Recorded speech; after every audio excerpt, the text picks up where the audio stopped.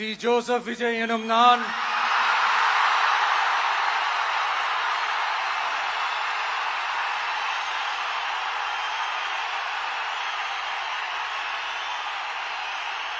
சட்டப்படி அமைக்கப்பெற்ற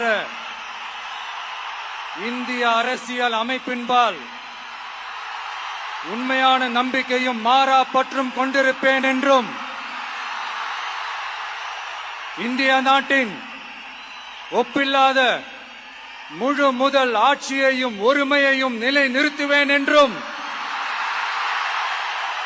தமிழ்நாட்டு அரசின் முதலமைச்சராக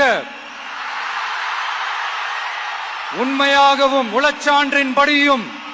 என் கடமைகளை நிறைவேற்றுவேன் என்றும் அரசியல் அமைப்பிற்கும் சட்டத்திற்கும் இணங்க அச்சமும் ஒருதலை சார்பும் இன்றி விருப்பு வெறுப்பை விலக்கி பலதரப்பட்ட மக்கள் அனைவருக்கும் நேர்மையானதை செய்வேன் என்றும் ஆண்டவன் மீது ஆணையிட்டு உறுதிமொழிகிறேன்.